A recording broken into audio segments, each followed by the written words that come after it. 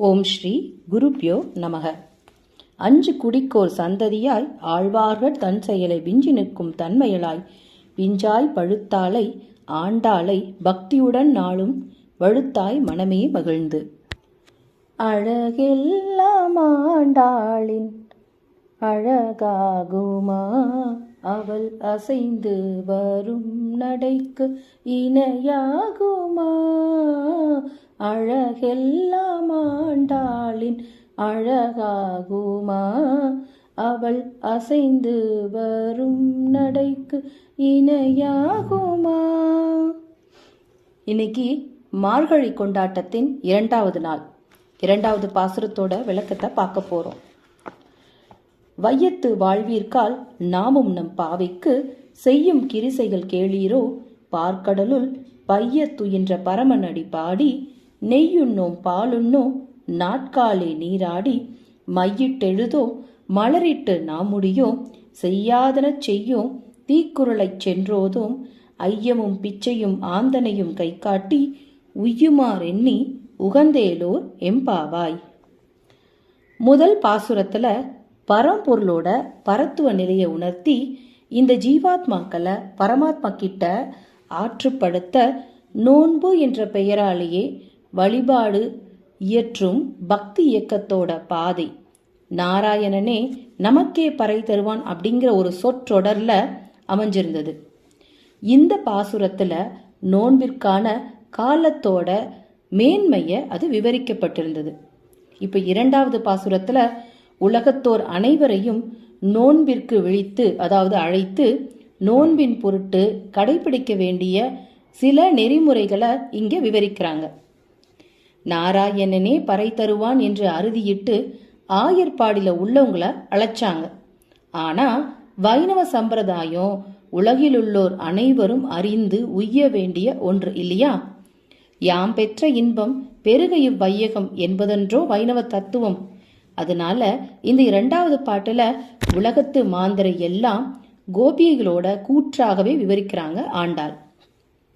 முதல் பாட்டுல சிறுமீர்கால் அப்படின்னும் நேரிழையீர் அப்படின்னும் பெண்களை மட்டும் அழைத்து விட்டு இந்த பாசுரத்துல ஏன் எல்லாத்தையும் அழைக்கணும்? ஆணா இருந்தாலும் பெண்ணா இருந்தாலும் ஆத்மா ஒண்ணுதானே. அவன் அந்த கிருஷ்ண பரமாத்மா தானே அந்தர்யாமியாக எல்லா ஆத்மாக்கள்லையும் ஒளிஞ்சிருக்கான். அது மட்டும் இல்ல, பகவான் ஒருத்தன்தான் நாயகன், அவன் ஒருத்தன்தான் புருஷன். அனைத்து ஜீவாத்மாக்களும் ஸ்திரீகள் தான். எனவே ஜீவாத்மாக்கள் நாயகி மனோபாவத்தை ஏற்று நாயகனை அடையணும். இதுதான் வைணவ சம்பிரதாயம்.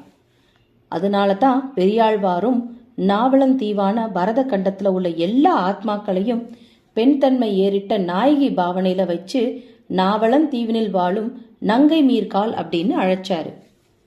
இதனால பரம்பொருளை அனுபவிக்கும் ரசனையில ஈடுபட எல்லோரும் வாங்கன்னு வையத்து மாந்தரை எல்லாம் ஆண்டாள் கூப்பிட்டாங்க.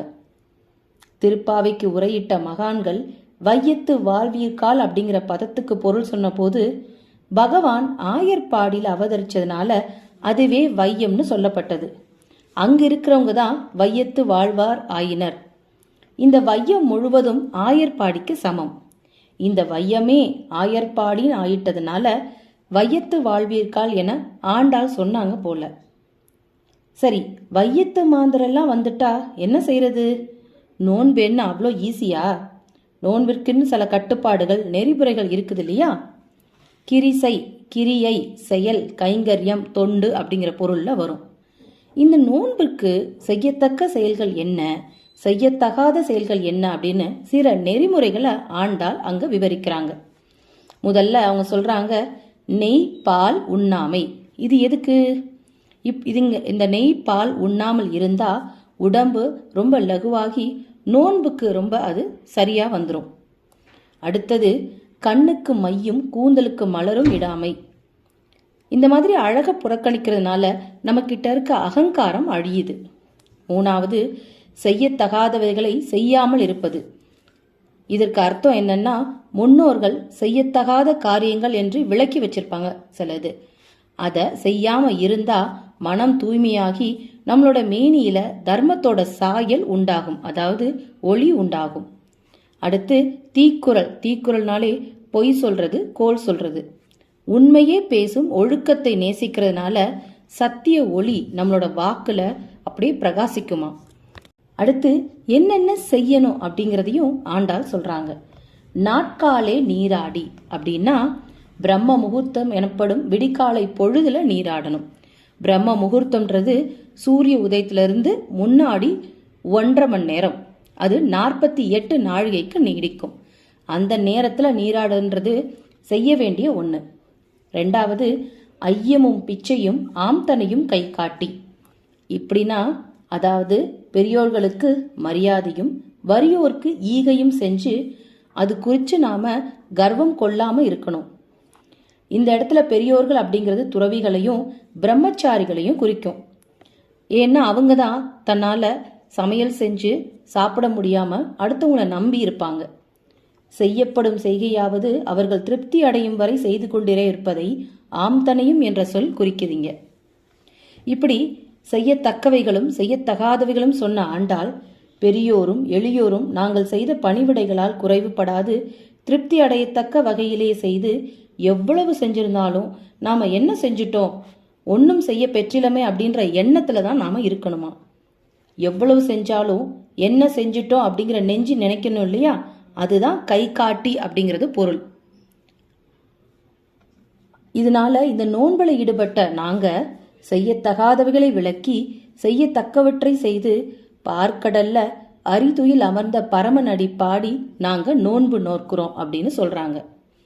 நெய்யுண்ணோம் பாலுண்ணோம் நாட்காலே நீராடி மையிட்டெழுதோம் மலரிட்டு நாமுடியோம் செய்யாதன செய்தோம் தீக்குறளை சென்றோதோம் ஐயமும் பிச்சையும் ஆம்தனையும் கை காட்டி.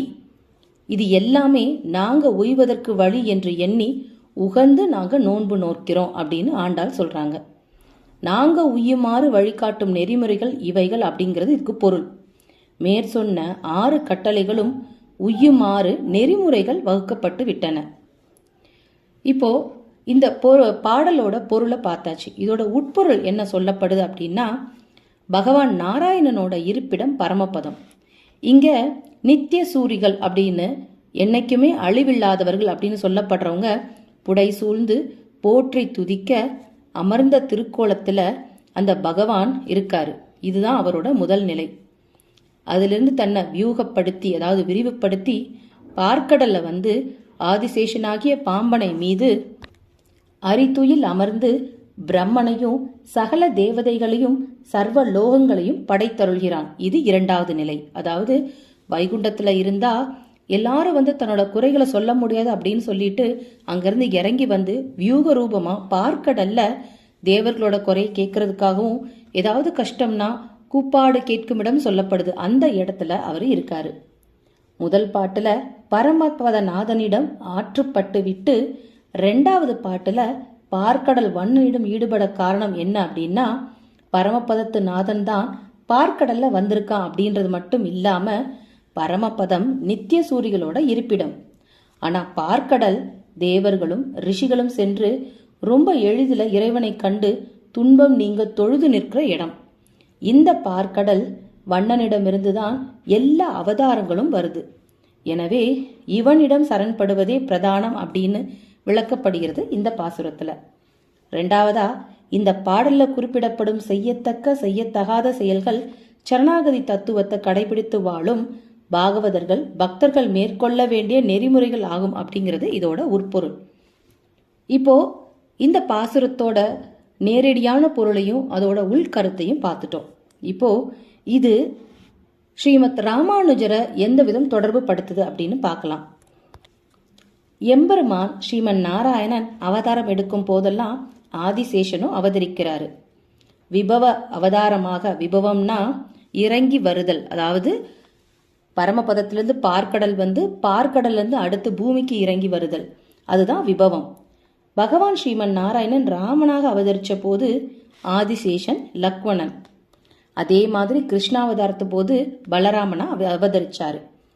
எம்பெருமானை விட்டு எப்போதும் பிரியாதிருப்பாரு எம்பெருமானாரான ராமானுஜரும்.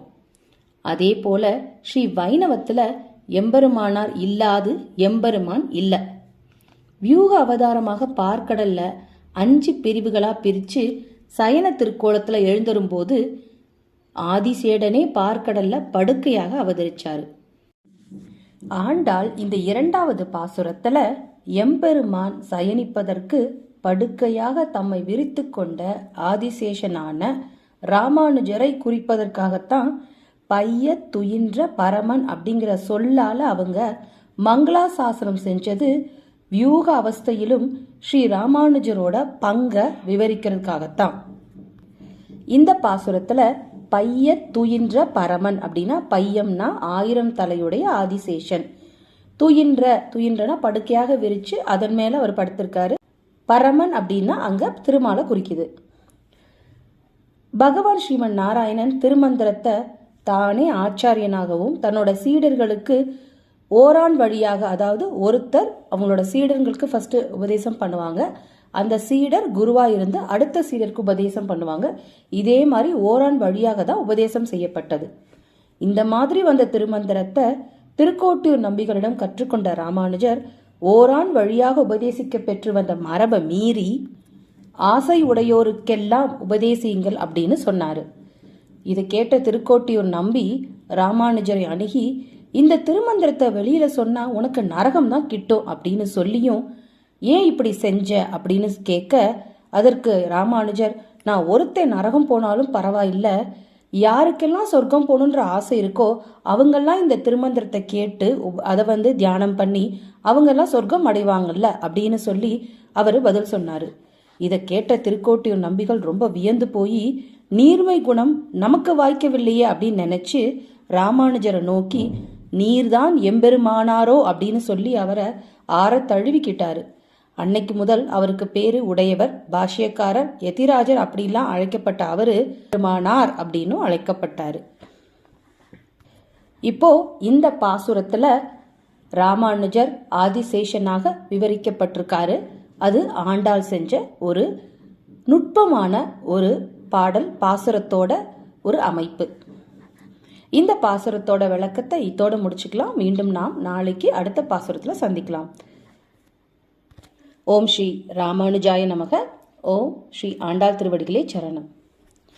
மார்கழி மாத திருப்பாவை ஊரெங்கும் மால் மணப்புகழோசை, மார்கழி மாத திருப்பாவை ஊரெங்கும் மால் மணப்புகழோசை, பார் அளந்த மன்னன் ஏற்றமிகு புகழ் பாடி பாருக்கெல்லாம் தந்த அருள் மாலை, மார்கழி மாத திருப்பாவை ஊரெங்கும் மால் மணப்புகழோசை, பறை என்னும் கைங்கர்யம் பெறுவதற்கு பண்ண வேண்டும் வழிகள் இன்னதென்று, பறை என்னும் கைங்கர்யம் பெறுவதற்கு பண்ண வேண்டும் வழிகள் இன்னதென்று, பெரியோர் வகுத்த முறை கொண்டு கோதை தந்த பேரின்ப வீடையும் பேற்றினை தருமே, மார்கழி மாத திருப்பாவை ஊரெங்கும் மால் மணப்புகழோசை. ஓம் சர்வம் ஸ்ரீ கிருஷ்ணார்ப்பணமஸ்து.